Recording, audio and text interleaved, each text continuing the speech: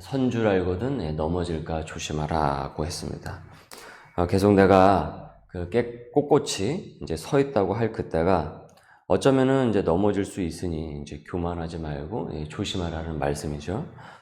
그리고 이에 쌍둥이처럼 따라오는 이제 말씀이 이제 잠언 16장 18절에 이 교만은 패망의 선봉이요 거만한 마음은 넘어짐의 앞잡이니라입니다. 그러니까 일이 안 풀릴 때보다 일이 잘 풀릴 때 자칫 이 기고만장해질 수 있는 이 교만한 마음을 경계하고 더 겸손하라는 말씀이겠죠. 이 기드온과 이 300명의 이 병사로 이스라엘은 우리가 어제 봤다시피 이제 큰 승리를 거두게 되었습니다. 그렇게 염원하던 이제 자유를 얻게 되었으니까 이제 얼마나 이제 기쁘겠어요. 그런데 이제 찬물을 끼얹는 일들이 이제 하나씩 여기저기서 이제 터지기 시작을 하는데 이 외부의 이 적과의 싸움이 끝나니까 이제는 그 내부의 적과의 싸움이 이제 기다리고 있는 거예요. 그러니까 분열 조짐이 이제 보이기 시작을 하는 겁니다. 1절을 보니까 에브라임 지파가 그 기드온에게 이제 시비를 걸기 시작을 해요. 너는 어떻게 된 게 미디안과 싸우러 갈 때 우리는 부르지도 않고 이런 식으로 이따위로 우리를 대접을 하고 있는 것이냐. 그러니까 마치 자신들을 투명 취급을 했다면서 이 거센 이 불만을 이 기드온에게 쏟아붓고 있어요. 기껏 힘들게 목숨 걸고 전장에 나가서 승리를 가져왔는데 이 기드온을 향한 것은 이 칭찬은커녕 수고했다라는 그런 말은커녕 이 기드온을 오히려 얘기를 하기를 에브라임 지파로부터 이 거센 불만에 직면하게 되었던 거예요. 1절에 그와 크게 다투는지라 라고 해가지고 그 기드온이 에브라임 지파와 이제 크게 싸운 것으로 들려서 이제 오해할 수가 있는데 원문상으로는 이제 일방적으로 기드온이 이게 당한 겁니다. 그러니까 맞불을 놓고 싸운 것이 아니고요. 그러니까 기드온이 그걸 다 참았다라는 거죠. 그래서 2절에 보면은 그들의 화를 누그러뜨리기 위해서 기드온이 어떻게 합니까? 자신을 아주 그들 앞에서 이렇게 낮춥니다. 화가 나서 같이 대판 싸울 법도 하지만은 기드온은 그 일을 크게 만들지 않으려고 이제 많은 애를 써요. 자신의 그 감정을 죽인 거죠. 에브라임이 이렇게까지 불만을 표출하는 것은 이제 아마도 이제 그 이스라엘 내의 주도권을 이제 어느 정도는 가져가겠다라는 계산이 깔려 있다라고도 이제 볼 수가 있죠. 그러니까 먼저 선수를 쳤다라는 것이죠. 이 기드온이 큰 소리 치지 못하게. 그러니까 기드온도 전혀 그들의 그 의도를 모르지는 않았을 것입니다. 그러나 이제 사사로서 이스라엘 내의 그 지파 간의 그 문제를 굳이 지금 이 시기에 크게 만들 때는 아니라고 생각을 했었던 것 같아요. 그래서 이 에브라임 지파와 이 갈등은요, 그런 대로 간신히 이제 넘어갔습니다. 그런데 이제 그 다음서부터 이제 문제가 생기기 시작을 하죠. 병사들과 함께 남은 그 미디안 그 군대를 이제 뒷도점 중에 지치고 이제 힘이 들어서 이제 숫곳 사람들에게 이제 먹을 것을 요청을 해요. 중간에 이제 들려서.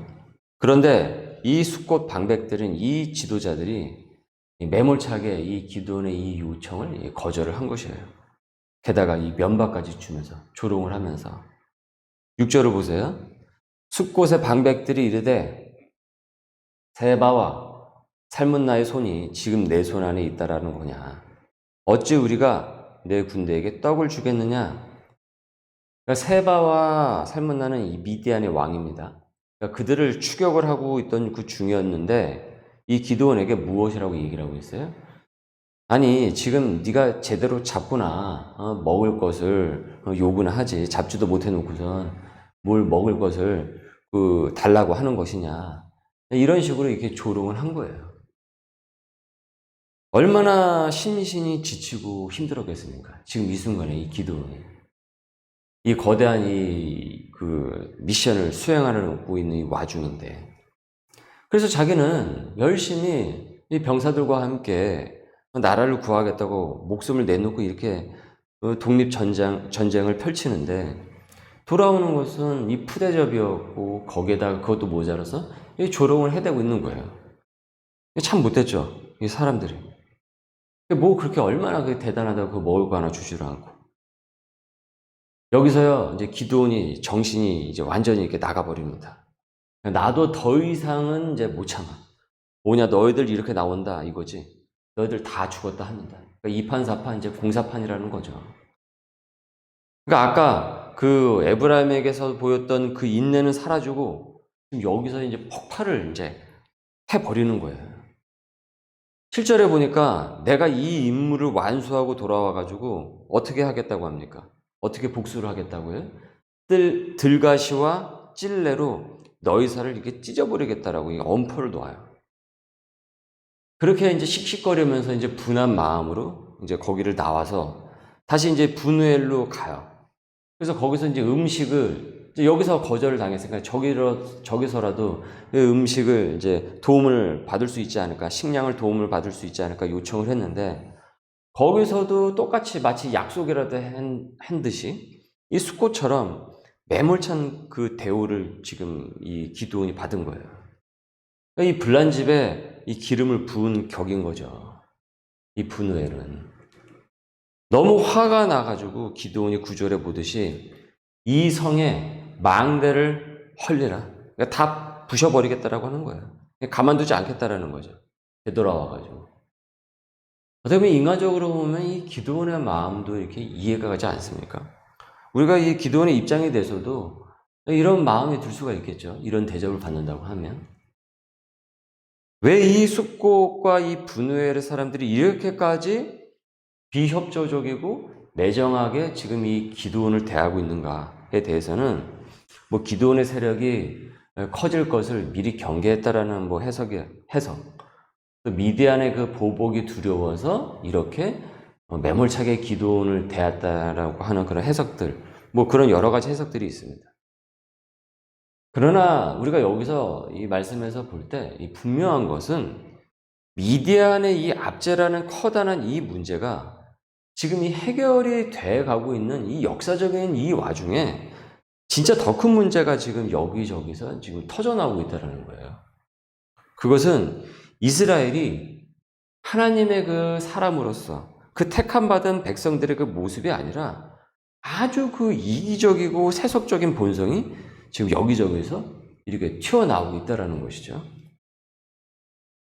저는 오늘 말씀을 나와 있는 지금 이 펼쳐지고 있는 이 과정들을 보면서 하나님께서 몇만 명의 그 군인을 그 소수로 완전히 이렇게 이 추리신 것이 오히려 신의 한 수처럼 보였습니다.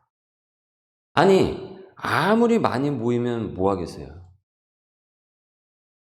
서로 협력이 되질 않는데, 서로 마음이 맞질 않는데, 한 마음이 되질 않는데, 서로가 자기 이익에 눈이 멀어서 진정 이스라엘의 그 구원이 아니라 그 자기 안위만에 그러다 자기 그 기득권을 챙기기 위한 그런 이기적인 구원을 바란다고 한다면은 어떻게 보면은 오히려 그 군사의 수가 많으면 많을수록 문제가 더 커지는 것 아니겠습니까? 그래서 차라리 수를 확 줄여서 분란을 그 제거하셨다라는 생각까지 들더라고요. 진짜 그 이스라엘의 문제는 이 외부의 이 적보다는 이 외부의 문제보다는 이 내부의 적, 이 내부의 문제가 더 컸던 것이죠. 그러니까 마음이 맞지 않는 거예요. 하나님을 쫓는다고 하면서도 불구하고. 그러니까 그 골이 너무 깊은 거예요. 거기서 이기적인 그런 어떤 죄악된 본성들이 여기저기서 터져 나오니까 이 합쳐지질 않는 거죠. 지금 이 순간에도. 그러니 이 해방이 실현되는 이 역사적인 이 순간에 지금 이런 이 사단이 나고 있는 것입니다. 이보다 더 안쓰러운 것은 하나님의 그와 같은 큰 은혜와 또 그와 같은 그 영광된 그 부름, 그리고 또 우리가 보지 않았습니까? 그 이적, 그리고 그를 세우시기 위한 그 하나님의 섭리를 충분히 목도한 이 기드온이 그만 지금의 이 세상의 이 시험에 말려들어가지고 좀 이기는가 싶었는데 어느 순간 완전히 말려들어서 이성을 상실을 하고 하나님께서 기뻐하시지 않는 그 혈기를 막 부려가면서 여느 세상에서나 볼 법한 이 무자비한 사람으로 지금 돌변을 해버리고 있다라는 거예요. 나중에 보면은 나오지만은 기드온이 다 복수를 해버립니다. 복수를 해요. 권력을 얻으니까 분이 풀릴 때까지 그 감정을, 자신의 그 분한 그 감정을 다 쏟아붓습니다. 혈기를 다 쏟아부어요. 그러니까 갈등을 해결해야 할 사사가 오히려 그 갈등을 어떻게 하고 있었던 거예요? 더 조장해 버리기 시작을 했던 거예요. 위협을 없애서 이와 같은 내부적인 문제가 골마 있는 그 문제가 여기저기서 터지면 그걸 어떻게든 끝까지 그것을 완수를 해야 되는데, 그냥 이것만 해결했다고 해가지고 그 내부의 문제까지는 가지 못했던 것이죠.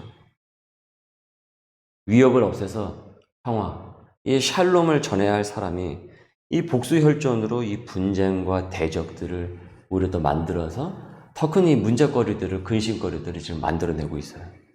그러니까 집안이 풍지박산이 나고 있는 것이죠. 큰 문제가 해결되었음에도 불구하고.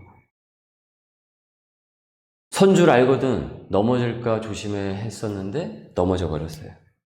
처음에 하나님의 뜻을 조심조심 묻던 그 겸손함은 이 권력을 딱 가지자마자 마치 자신이 하나님이라도 된 것이냐 교만해져가지고 이 자기 욕망을 막 휘두르고 있는 거예요. 자기 감정으로 막 휘두르고 있습니다.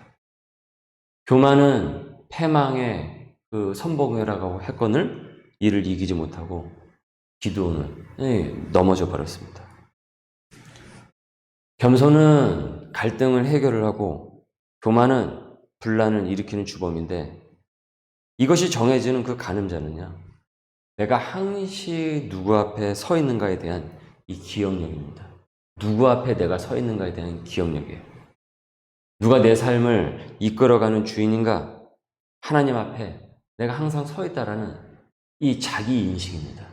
이 자기인식을 잃어버리는 그 즉시 우리는 우리의 그 죄악된 그 본성이 어느 순간 튀어나와서, 어제까지는 내가 하나님의 뜻대로 살았다고 하더라도 오늘 이 순간까지는 그것이 보장되는 것이 아니에요. 그래서 우리가 주님과 매일 동행하자라고 했던 말씀이 바로 여기 있는 것이죠.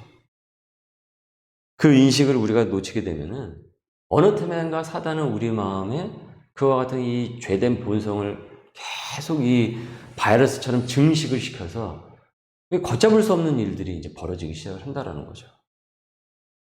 그래서 우리는 그 인식을 놓치면 우리는 언제 어디서고, 우리는 하나님과 함께 시작을 했다가도, 서론이 하나님과 시작을 했다가도 결론은 자기로 끝날 수가 있습니다. 기도는 하나님으로 시작을 했지만은 그 하나님을 까맣게 잊자 자기로 끝나고 있어요. 여러분, 우리 사울 왕과 우리 다윗 왕을 우리 많이 봤죠? 성경이 조명하는 것은요, 그들의 리더십이 아니었어요. 그 두 사람의 차이가 무엇이었습니까? 능력의 차이가 아니었어요. 똑같이 유약한 인간들이었어요. 누가 하나님 앞에 서 있는가, 그것을 얼마나 잘 인식하는가, 그것을 조명하고 있어요. 그래서 사울은 하나님으로 시작을 했다가 사울 자기 자신으로 끝났어요. 다윗은 하나님으로 시작을 했다가 하나님으로 끝났습니다. 그것이 이 사울과 다윗의 차이였어요. 오늘 우리가 전체적인 이 말씀을 보면서 오늘 우리가 묵상한 이 말씀을 우리 질문과 적용을 하겠습니다. 첫 번째, 진정 이스라엘의 근원적인 문제는 무엇이었습니까? 외부의 문제였습니까? 내부의 문제였습니까? 이 말씀을 보면서 이것이 지금 오늘 나와 내 가정에 주시는 말씀은 무엇입니까? 어떤 깨달음입니까? 두 번째는 세상 가운데서 우리가 사명을 실천을 하게 될 때 기드온과 같은 시험에 든 적이 있었습니까? 그럼 그때 나는 어떻게 행동을 했습니까? 순간적인 나의 감정에 휘둘려가지고 무너졌습니까? 아니면 하나님 앞에 서 있음을 기억하면서 그 뜻 가운데서 행했습니까? 그리고 그 결과는 어떠했습니까? 앞으로 그런 상황에 우리가 또다시 닥친다고 한다면 어떻게 행동하기를 주님께서는 원하시는가? 오늘 말씀은 또 이 질문과 적용 앞에 우리를 서도록 하고 있습니다. 우리 말씀에 잇대어서 우리 함께 같이 기도를 드리겠습니다. 우리 함께 같이 기도합니다. 주님, 하나님 앞에 서 있음을 깨닫는 이 새벽이 되게 해주셔서 주님 감사를 드립니다. 그럼에도 불구하고 우린 망각의 동물일 때가 많이 있습니다. 하나님 앞에 서 있다라는 사실을 잊고 살 때가 많습니다. 그러다가 큰 실수를 하고 큰 갈등을 조장을 해서 불끈불끈 솟아오르는 그 감정의 노예가 될 때가 많음을 주님 앞에 고백할 수밖에 없습니다. 주님 말씀을 벗어나지 않으며 주님의 백성으로서 휴유증이 가득한 후회되는 생활이 되지 않도록 우리와 함께하여 주시옵소서. 기도원과 같은 시험에 닥칠 때 사단의 시험에 넘어가든 넘어가지 않게 하여 주시고 나와 동행하시고 십자가에서 나의 죄를 위해 죽으신 그리스도의 십자가가 먼저 생각나게 하시고 억울한 일을 해결하시고 오히려 선으로 만드신 하나님의 섭리를 신뢰하면서 말씀으로 이겨내며 겸손히 주님의 뜻을 실천하도록 주님 은혜를 부어 주시옵소서. 그리하여서 가정에서 직장에서 속한 곳에서 하나님의 섭리하심의 그 간증이 넘치는 풍성한 삶이 되도록 성령 충만한 삶이 되도록 인도하여 주시옵소서. 시작되는 오늘 하루에 그와 같은 은혜가 있게 하여 주옵소서. 감사하며 예수님의 이름으로 기도드립니다. 아멘. 네, 우리 주기도문으로 오늘의 예배를 마칩니다.